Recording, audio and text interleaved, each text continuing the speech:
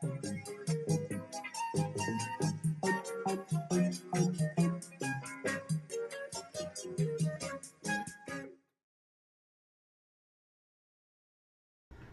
there, I'm really excited to share this story with you. The title of the book is The William Hoy Story. The author is Nancy Churnin, and the illustrator is Jez Tuya.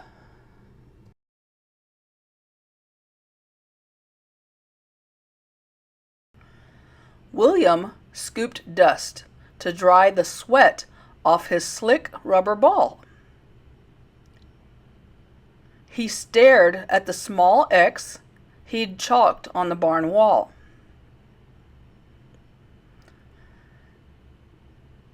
He closed his eyes, he opened them, and threw.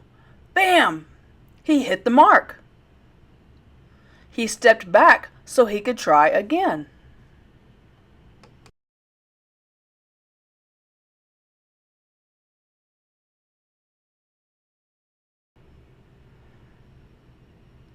His mother waved her arms. She was applauding him.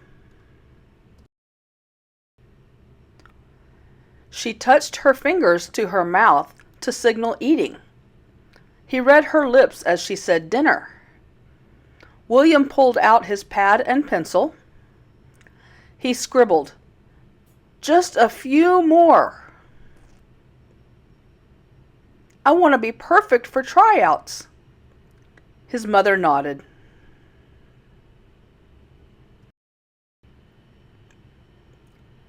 His family was passing the mashed potatoes around the table when William pushed open the door. He read his father's lips, telling him to wash up for dinner. He also read what his father's lips mouthed to his mother. "Baseball," his father said, shaking his head. "It will never last." Still, William couldn't wait to try out at his school, the Ohio State School for the Deaf. At tryouts, he threw the ball, he caught it, he batted, and he waited.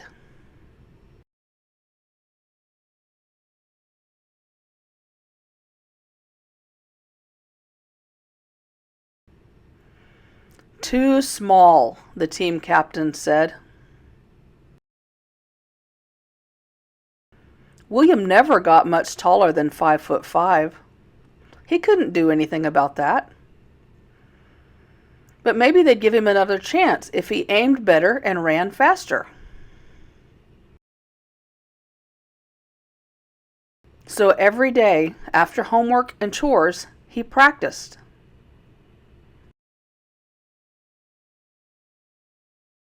One day, William was standing outside the cobbler shop where he fixed shoes, wistfully watching men play baseball in a far-off field. A foul ball crashed by his feet. With his strong, sure arm, he threw the ball straight into an amazed player's waiting hand. "Hey, kid," the player called. "Want to join us?" But William couldn't read the player's lips from where he was, so he turned back to work.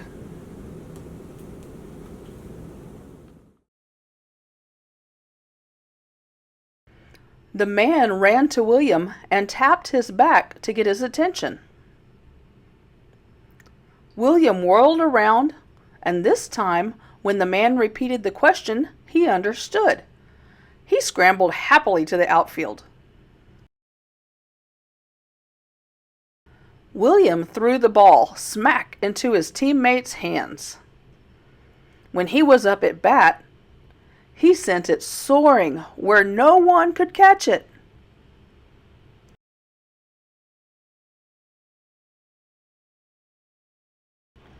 "What's your name?" asked one of the players. "William Hoy," William wrote.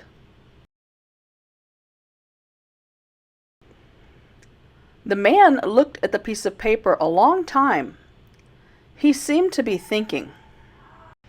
"Do you want to try out for our team?" he asked William at last. William grinned. He sure did.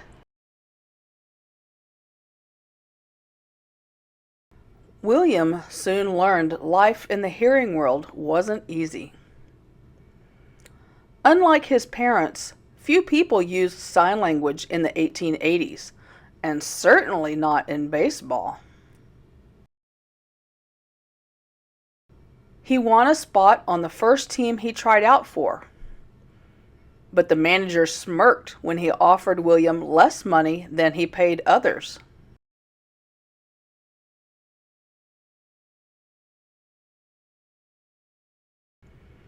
"I quit," William told him with his notebook. He quickly found another team.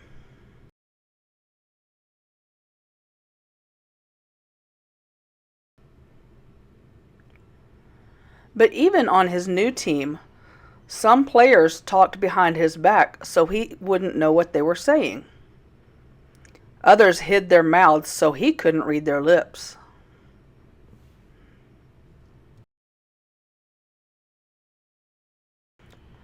One day, a pitcher played the meanest trick of all.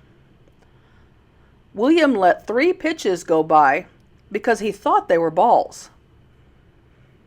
He was too far to read the umpire's lips and didn't know they were actually strikes.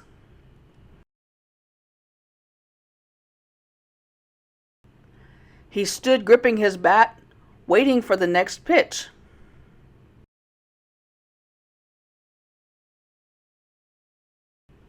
But the next pitch never came. William was confused. Suddenly the pitcher burst out laughing. He pointed to the fans in the stands who were laughing too.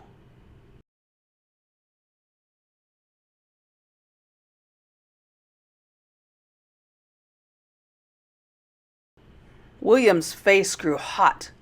He walked off quickly. He wasn't going to cry. Not about baseball, he told himself. He jammed his hands into his pockets. Paper crunched against his fist. He pulled out a letter from his mother. He read again how much she missed him. William missed his family too. He remembered how his mom would raise her arms to applaud him.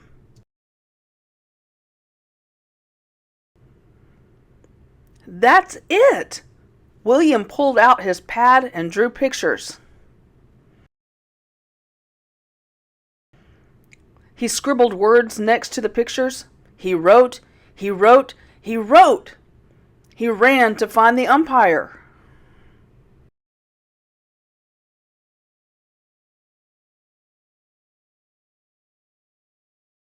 The umpire read William's notes.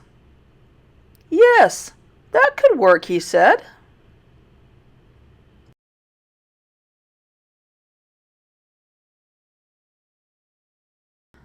The next time William was at bat, the umpire raised his right hand for a strike and his left hand for a ball. He used American Sign Language symbols for safe and out.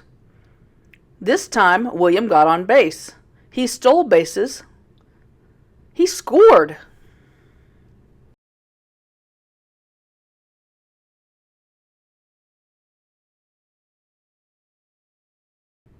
In his first year in the majors, he led the National League in stolen bases.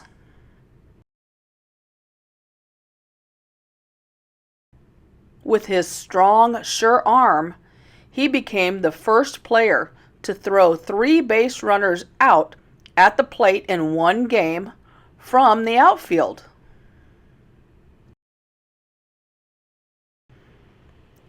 William taught his teammates signs so they could discuss plays without the other team hearing. They loved it.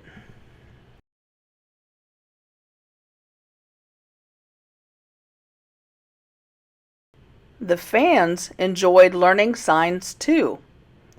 In those days, before speakers and giant screens, hearing the umpire's calls from the back of the bleachers was hard to do. Now, even the farthest member of the crowd could see the signals. Teams begged for William. He played for several before signing with the Cincinnati Reds near his family farm. William was proud to show his parents that the boy who didn't make the school team was one of the most popular players of baseball.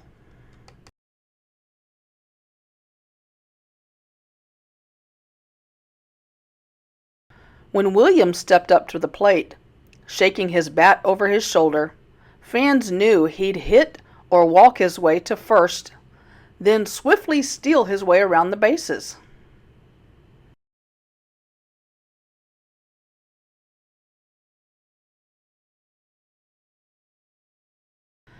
Carefully watching the signals, he led the American League in walks in 1901.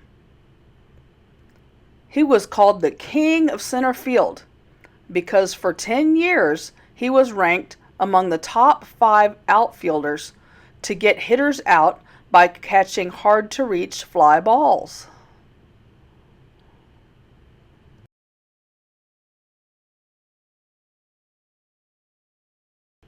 After William became a star, he thought nothing could surprise him. Then one day, when he ran out onto the field, fans waved their arms from the stands just like his mother did when he was a boy. They waved hats too.